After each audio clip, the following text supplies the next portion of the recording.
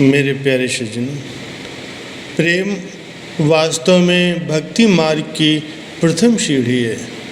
ये प्रेम ही है जो अपने इष्ट देव के चरणों में विश्वास उत्पन्न करता है।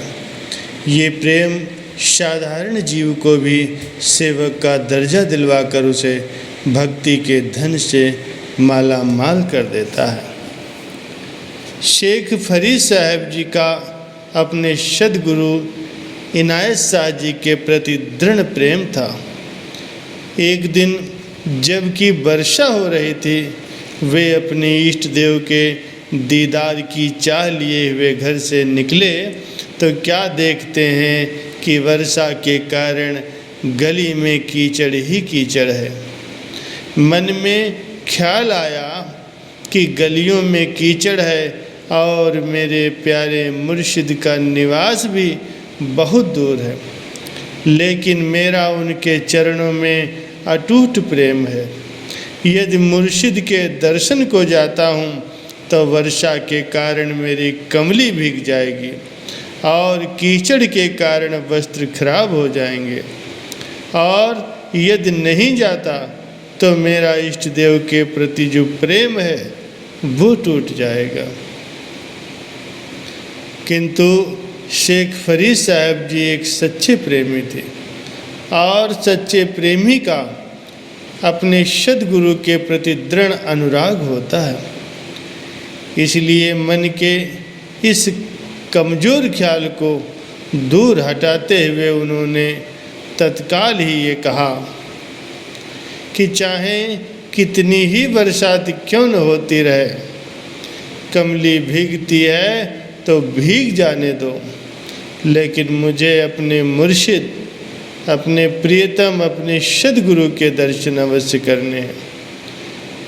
उससे मुझे वंचित नहीं रहना है। उनके साथ मेरा जो नेह है, मेरा जो प्रेम है, वो न टूटने पाए। उद्धव जी भी परम ज्ञानी थे।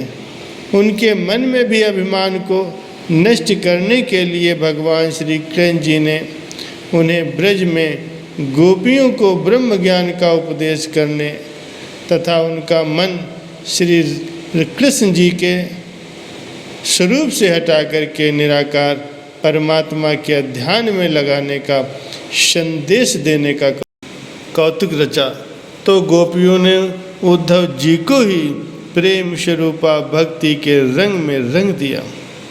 गोपियों का प्रेम देखकर वे अपना सारा ज्ञान भूल गए।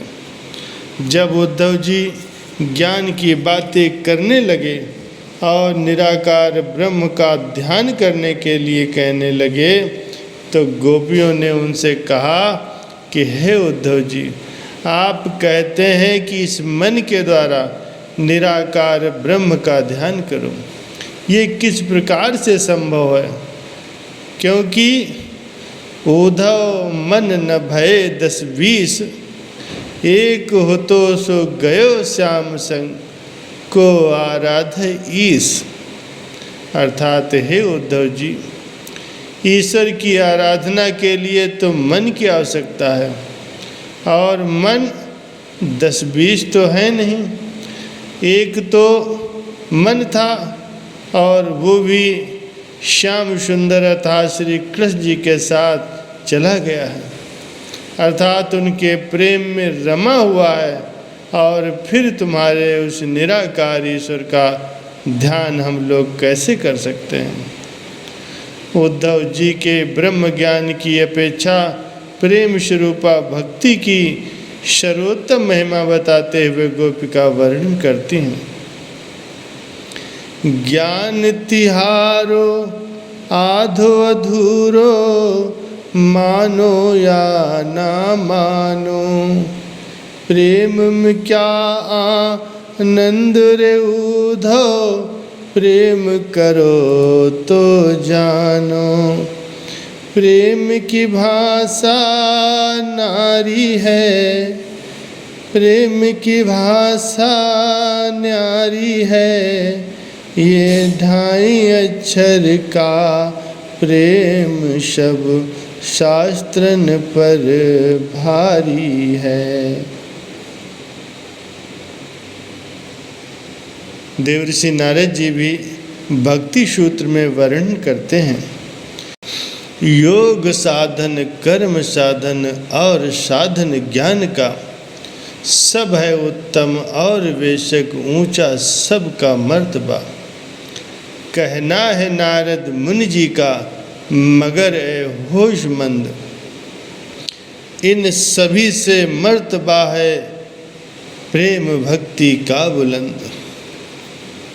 योग कर्म और ज्ञान तीनों ही भगवान की प्राप्ति के प्रमुख साधन हैं और तीनों ही श्रेष्ठ हैं, परंतु देव ऋषि नारद जी कथन करते हैं कि प्रेम स्वरूपा भक्ति इन तीनों से श्रेष्ठ है। भक्त प्रेमी और सेवक के हृदय में जब अपने इष्ट देव का प्रेम अनन्य रूप धारण कर लेता है तो फिर इष्ट देव भी अपने प्रेमी सेवक का मान रखते हैं और उसे अपने दर्शन दे करके उस पर अपनी कृपा वर्षा करके उसे निहाल कर देते हैं।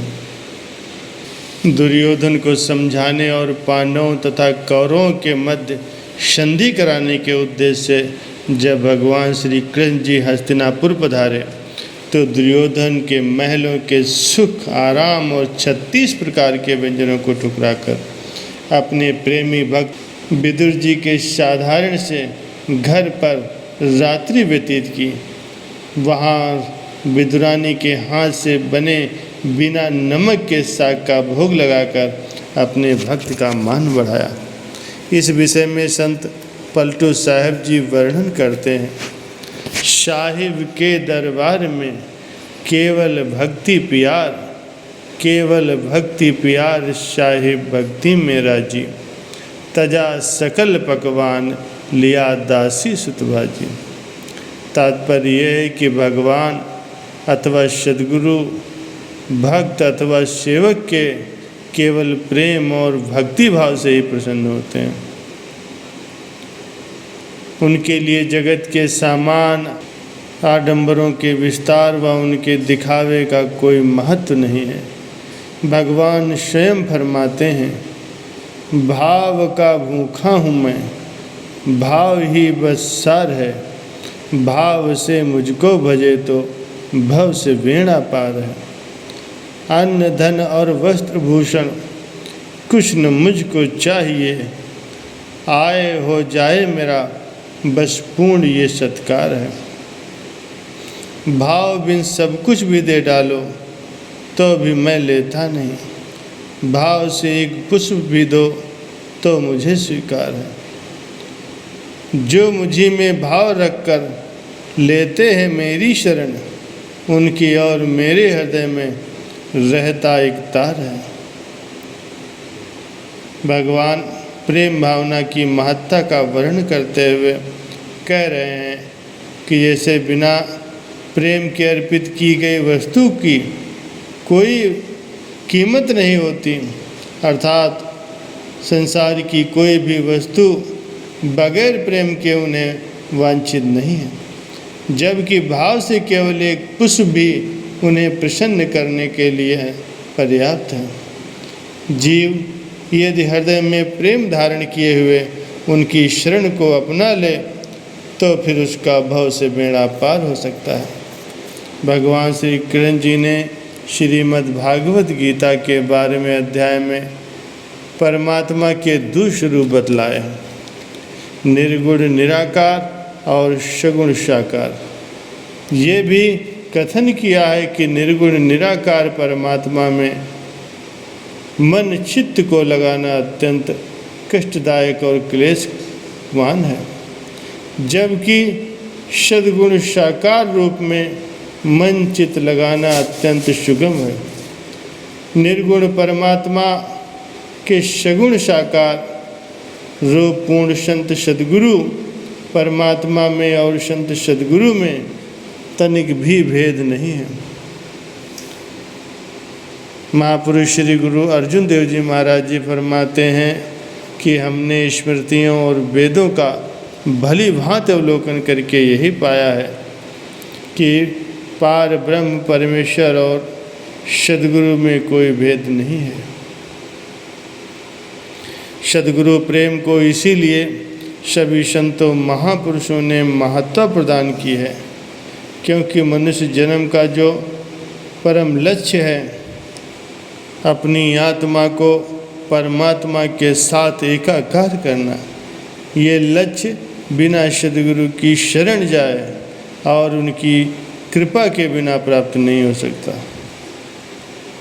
एवं निश्चल और अनन्य प्रेम के बिना सद्गुरु की प्रसन्नता प्राप्त नहीं की जा सकती। सीधे शब्दों में यही कहना उपयुक्त रहेगा कि यदि जीव भक्ति मार्ग में सफलता प्राप्त करना चाहता है, अर्थात अपनी आत्मा को परमात्मा से एकाकार करना चाहता है, तो उसे सद्गुरु की प्रसन्नता और कृपा को प्राप्त करना अनिवार्य होगा। और इसके लिए आवश्यक है कि वह अपने हृदय में सद्गुरु के प्रति सच्चा प्रेम पैदा करे। इसके सिवाय और कोई मार्ग नहीं है।